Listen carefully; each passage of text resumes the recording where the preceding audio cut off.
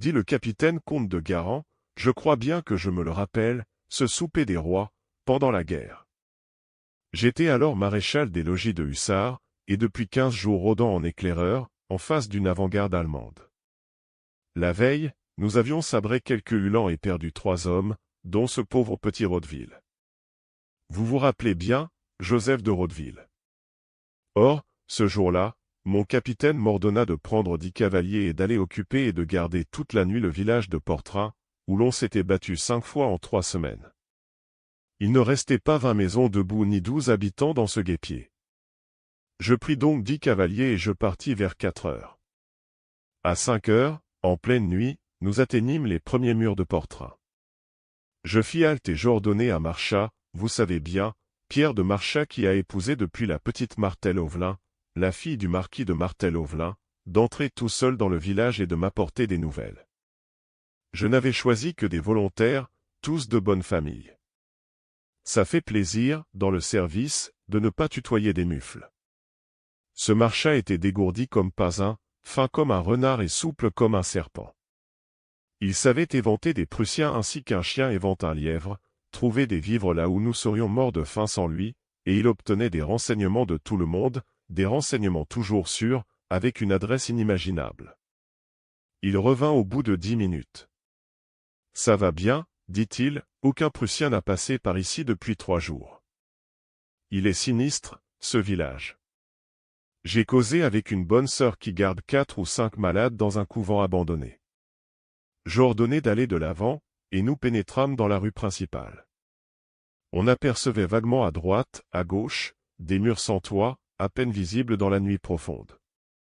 De place en place, une lumière brillait derrière une vitre, une famille était restée pour garder sa demeure à peu près debout, une famille de braves ou de pauvres. La pluie commençait à tomber, une pluie menue, glacée, qui nous gelait avant de nous avoir mouillés, rien qu'en touchant les manteaux. Les chevaux trébuchaient sur des pierres, sur des poutres, sur des meubles. Marchat nous guidait, à pied, devant nous, et traînant sa bête par la bride. « Où nous mènes-tu » lui demandai-je. Il répondit. « J'ai un gîte, un bon. » Et il s'arrêta bientôt devant une petite maison bourgeoise demeurée entière, bien close, bâtie sur la rue, avec un jardin derrière. Au moyen d'un gros caillou ramassé près de la grille, Marchat fit sauter la serrure, puis il gravit le perron, défonça la porte d'entrée à coups de pied et à coups d'épaule, alluma un bout de bougie qu'il avait toujours en poche, et nous précéda dans un bon et confortable logis de particulier riche, en nous guidant avec assurance, avec une assurance admirable, comme s'il avait vécu dans cette maison qu'il voyait pour la première fois. 2 hommes restés dehors gardaient nos chevaux. Marchat dit au gros Pondrel, qui le suivait. Les écuries doivent être à gauche, j'ai vu ça en entrant, va donc y loger les bêtes, dont nous n'avons pas besoin. Puis, se tournant vers moi. Donne des ordres, sacrebleu. Il m'étonnait toujours, ce gaillard-là. Je répondis en riant. Je vais placer mes sentinelles aux abords du pays. Je te retrouverai ici. Il demanda. Combien prends-tu d'hommes? 5. Les autres les relèveront à 10 heures du soir. Bon. Tu m'en laisses 4 pour faire les provisions, la cuisine, et mettre la table. Moi, je trouverai la cachette au vin. Et je m'en allai reconnaître les rues désertes jusqu'à la sortie sur la plaine, pour y placer mes factionnaires. Une demi-heure plus tard, j'étais de retour. Je trouvai Marchat étendu dans un grand fauteuil Voltaire, dont il avait ôté la housse, par amour du luxe, disait-il. Il se chauffait les pieds au feu, en fumant un cigare excellent dont le parfum emplissait la pièce. Il était seul, les coudes sur les bras du siège, la tête entre les épaules, les joues roses, l'œil brillant, l'air enchanté. Dans la pièce voisine, j'entendais un bruit de vaisselle. Marchat me dit en souriant d'une façon béate. « Ça va, j'ai trouvé le Bordeaux dans le poulailler, le champagne sous les marches du perron, l'eau-de-vie, 50 bouteilles de vraie fine dans le potager, sous un poirier qui, vu à la lanterne, ne m'a pas semblé droit. Comme solide, nous avons 2 poules, une oie, un canard, 3 pigeons et un merle cueillis dans une cage, rien que de la plume, comme tu vois. Tout ça cuit en ce moment. Ce pays est excellent. Je m'étais assis en face de lui. La flamme de la cheminée me grillait le nez et les joues. Où as-tu trouvé ce bois-là? Demandai-je. Il murmura. Bois magnifique, voiture de maître, coupé. C'est la peinture qui donne cette flambée, un punch d'essence et de vernis. Bonne maison. Je riais, tant je le trouvais drôle, l'animal. Il reprit. Dire que c'est jour des rois. J'ai fait mettre une fève dans l'oie, mais pas de reine, c'est embêtant, ça. Je répétais, comme un écho. C'est embêtant, mais que veux-tu que j'y fasse, moi? Que tu en trouves, parbleu. De quoi? Des femmes. Des femmes? Tu es fou. J'ai bien trouvé l'eau-de-vie sous un poirier, moi, et le champagne sous les marches du perron, et rien ne pouvait me guider encore. Tandis que, pour toi, une jupe c'est un indice certain. Cherche, mon vieux. Il avait l'air si grave, si sérieux, si convaincu que je ne savais plus s'il plaisantait. Je répondis. Voyons, Marcha, tu blagues. Je ne blague jamais dans le service. Mais où diable veux-tu que j'en trouve, des femmes? Où tu voudras. Il doit en rester 2 ou 3 dans le pays. Déniche à porte. Je me levai. Il faisait trop chaud devant ce feu. Marcha reprit. Veux-tu une idée? Oui. Va trouver le curé. Le curé? Pourquoi faire? Invite-le à souper et prie-le d'amener une femme. Le curé. Une femme. Ah. Ah. Ah. Marcha reprit avec une extraordinaire gravité. Je ne ris pas, va trouver le curé, raconte-lui notre situation. Il doit s'embêter affreusement, il viendra. Mais dis-lui qu'il nous faut une femme au minimum, une femme comme il faut, bien entendu, puisque nous sommes tous des hommes du monde. Il doit connaître ses paroissiennes sur le bout du doigt. S'il y en a une possible pour nous, et si tu t'y prends bien, il te l'indiquera. Voyons, Marcha. À quoi penses-tu? Mon cher Garant, tu peux faire ça très bien. Ce serait même très drôle. Nous savons vivre, parbleu. Et nous serons d'une distinction parfaite, d'un chic extrême. Nomme-nous à l'abbé, fais-le rire, attendris-le, séduis-le et décide-le. Non, c'est impossible. Il rapprocha son fauteuil et, comme il connaissait mes côtés faibles, le gredin reprit. Songe donc comme ce serait crâne à faire et amusant à raconter. On en parlerait dans toute l'armée. Ça te ferait une rude réputation. J'hésitais, tenté par l'aventure. Il insista. Allons, mon petit Garant. Tu es chef de détachement, toi seul peux aller trouver le chef de l'Église en ce pays. Je t'en prie, vas-y. Je raconterai la chose en vers, dans la revue des Deux Mondes, après la guerre, je te le promets. Tu dois bien ça à tes hommes. Tu les fais assez marcher depuis un mois. Je me levai en demandant. Où est le presbytère? Tu prends la seconde rue à gauche. Au bout, tu trouveras une avenue, et, au bout de l'avenue, l'église. Le presbytère est à côté. Je sortais, il me cria. Dis-lui le menu pour lui donner faim. Je découvris sans peine la petite maison de l'ecclésiastique, à côté d'une grande vilaine église de briques. Je frappai à coups de poing dans la porte, qui n'avait ni sonnette ni marteau, et une voix forte demanda de l'intérieur. Qui va là? Je répondis. Maréchal des logis de hussards. J'entendis un bruit de verrou et de clés tournées, et je me trouvai en face d'un grand prêtre à gros ventre, avec une poitrine de lutteur, des mains formidables sortant de manches retroussées, un teint rouge et un air brave homme. Je fis le salut militaire. Bonjour, monsieur le curé. Il avait craint une surprise, une embûche de rôdeurs, et il sourit en répondant. Bonjour, mon ami, entrez. Je le suivis dans une petite chambre à pavés rouges, où brûlait un maigre feu, bien différent du brasier de Marcha. Il me montra une chaise, et puis me dit. Qu'y a-t-il pour votre service? Monsieur l'abbé, permettez-moi d'abord de me présenter. Et je lui tendis ma carte. Il la reçut et lut à mi-voix. Le comte de Guarrant. Je repris.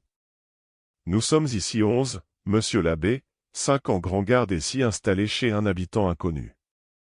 Ces 6-là se nomment Guarrant, ici présents, Pierre de Marchat, Ludovic de Pondrel, le baron d'Étreilly, Karl Massoulini, le fils du peintre, et Joseph Herbon, un jeune musicien. Je viens, en leur nom et au mien, vous prier de nous faire l'honneur de souper avec nous. C'est un souper des rois, monsieur le curé, et nous voudrions le rendre un peu gai. Le prêtre souriait. Il murmura. Il me semble que ce n'est guère l'occasion de s'amuser. Je répondis. Nous nous battons tous les jours, monsieur. 14 de nos camarades sont morts depuis 1 mois, et 3 sont restés par terre, hier encore. C'est la guerre. Nous jouons notre vie à tout instant, n'avons-nous pas le droit de la jouer gaiement? Nous sommes Français, nous aimons rire, nous savons rire partout. Nos pères riaient bien sur l'échafaud. Ce soir, nous voudrions nous dégourdir un peu, en gens comme il faut, et non pas en soudards, vous me comprenez. Avons-nous tort? Il répondit vivement. Vous avez raison, mon ami, et j'accepte avec grand plaisir votre invitation. Il cria. Hermance.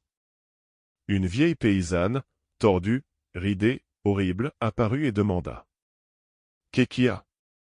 Je ne dîne pas ici, ma fille. Où que vous dînez donc? Avec elle-même les hussards.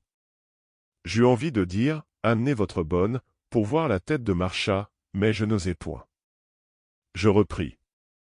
Parmi vos paroissiens restés dans le village, envoyez-vous quelqu'un ou quelqu'une que je puisse inviter aussi?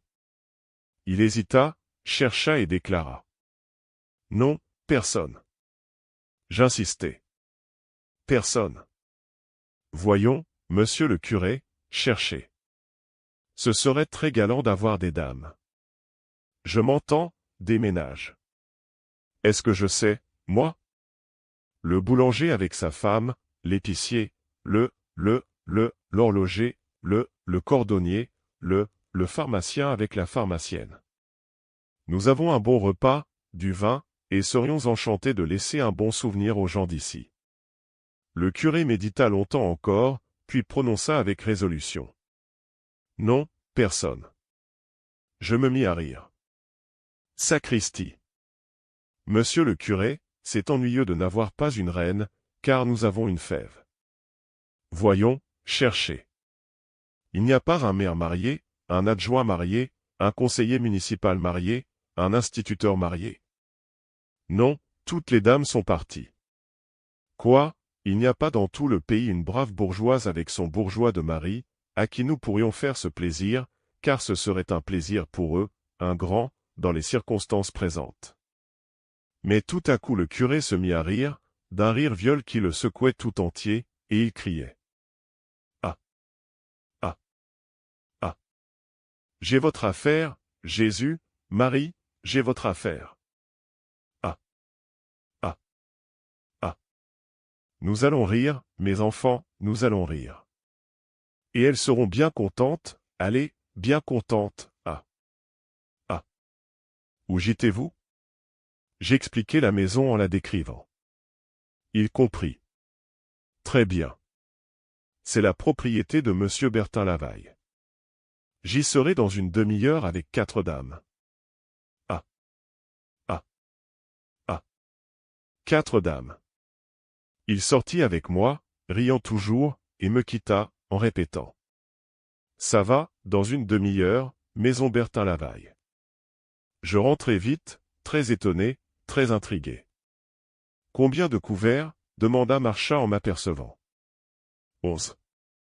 Nous sommes 6 hussards, plus aime le curé et 4 dames. Il fut stupéfait. Je triomphais. Il répétait. 4 dames.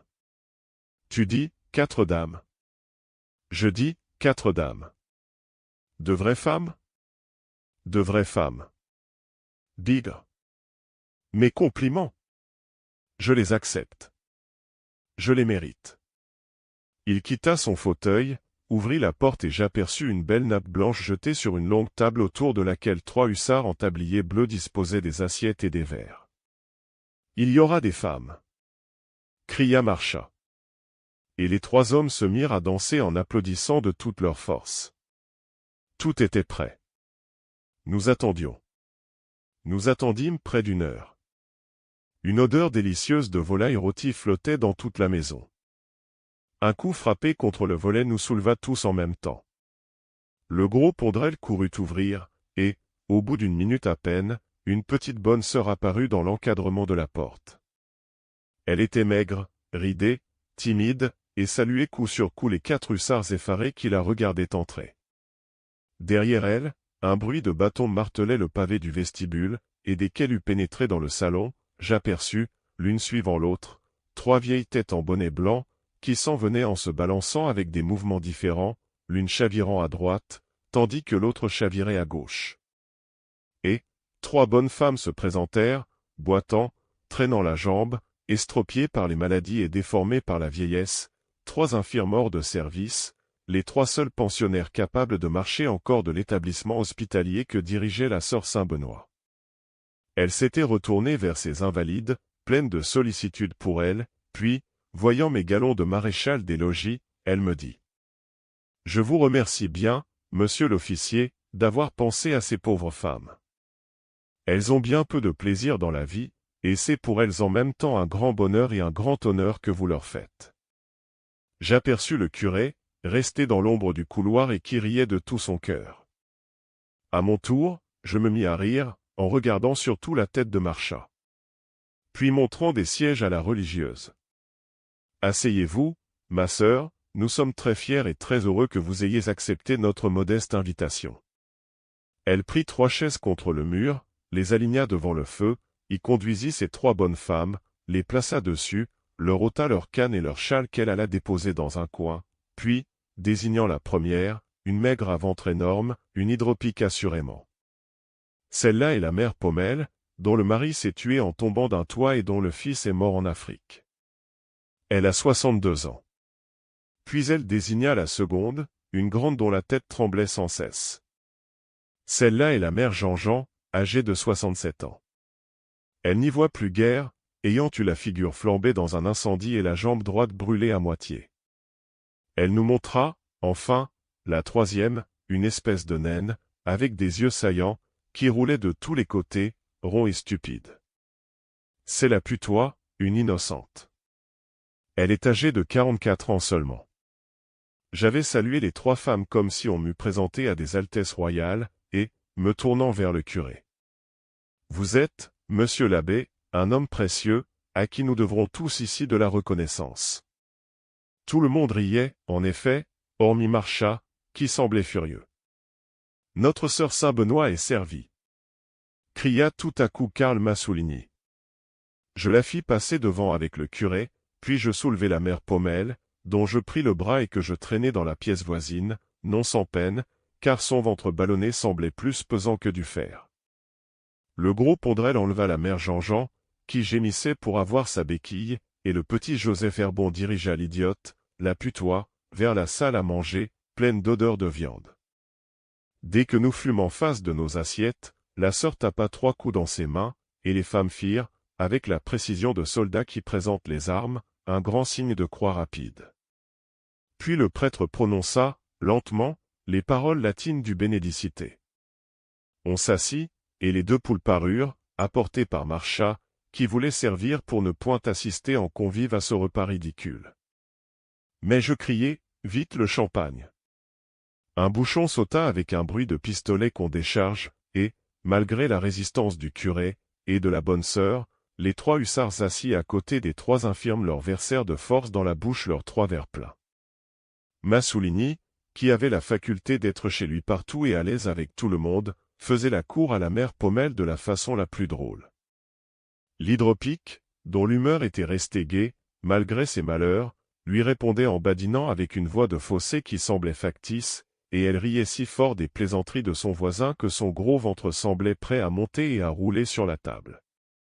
Le petit Herbon avait entrepris sérieusement de griser l'idiote et le baron d'Étreilly, qui n'avait pas l'esprit alerte, interrogeait la Jean-Jean sur la vie, les habitudes et le règlement de l'hospice. La religieuse, effarée, criait à Massoulini. « Oh! Oh! Vous allez la rendre malade, ne la faites pas rire comme ça, je vous en prie, monsieur. Oh! Monsieur !» Puis elle se levait et se jetait sur Herbon pour lui arracher des mains un verre plein qu'il vidait prestement, entre les lèvres de la putois. Et le curé riait à se tordre, répétait à la sœur. « Laissez donc, pour une fois, ça ne leur fait pas de mal. Laissez donc. » Après les 2 poules, on avait mangé le canard, flanqué des 3 pigeons et du merle, et l'oie parut, fumante, dorée, répandant une odeur chaude de viande rissolée et grasse. La Paumelle, qui s'animait, battit des mains, la Jean-Jean cessa de répondre aux questions nombreuses du baron, et la putois poussa des grognements de joie, moitié cris et moitié soupirs, comme font les petits enfants à qui on montre des bonbons. « Permettez-vous, dit le curé, que je me charge de cet animal. Je m'entends comme personne à ces opérations-là.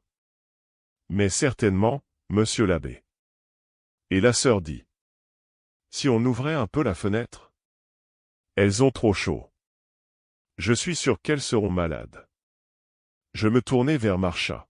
« Ouvre la fenêtre 1 minute. » Il l'ouvrit, et l'air froid du dehors entra, fit vaciller les flammes des bougies et tournoyer la fumée de l'oie, dont le prêtre, une serviette au cou, soulevait les ailes avec science.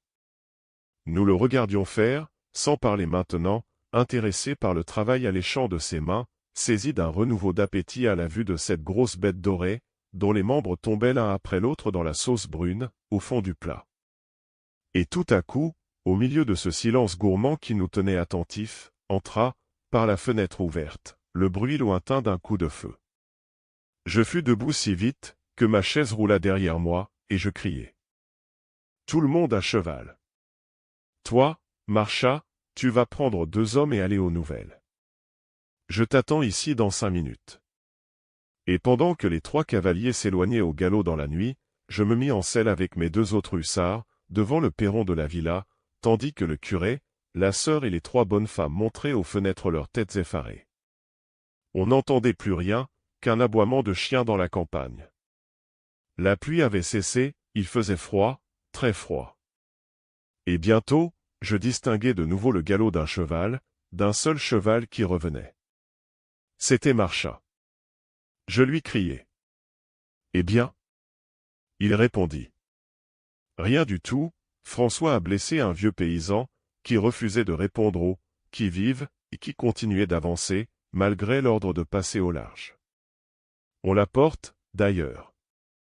Nous verrons ce que c'est. » J'ordonnai de remettre les chevaux à l'écurie et j'envoyai mes 2 soldats au-devant des autres, puis je rentrai dans la maison. Alors le curé, Marchas et moi, nous descendîmes un matelas dans le salon pour y déposer le blessé, la sœur, déchirant une serviette, se mit à faire de la charpie, tandis que les 3 femmes éperdues restaient assises dans un coin. Bientôt, je distinguai un bruit de sabres traînés sur la route, je pris une bougie pour éclairer les hommes qui revenaient, et ils parurent, portant cette chose inerte, molle, longue et sinistre, que devient un corps humain quand la vie ne le soutient plus. On déposa le blessé sur le matelas préparé pour lui, et je vis du premier coup d'œil que c'était un moribond. Il râlait et crachait du sang qui coulait des coins de ses lèvres, chassé de sa bouche à chacun de ses hoquets. L'homme en était couvert. Ses joues, sa barbe, ses cheveux, son cou, ses vêtements, semblaient en avoir été frottés, avoir été baignés dans une cuve rouge. Et ce sang s'était figé sur lui, était devenu terne, mêlé de boue, horrible à voir. Le vieillard, enveloppé dans une grande limousine de berger, entr'ouvrait par moments ses yeux mornes, éteints, sans pensée, qui paraissaient stupides d'étonnement, comme ceux des bêtes que le chasseur tue et qui le regardent, tomber à ses pieds, aux 3/4 mortes déjà, abrutis par la surprise et par l'épouvante. Le curé s'écria. « Ah!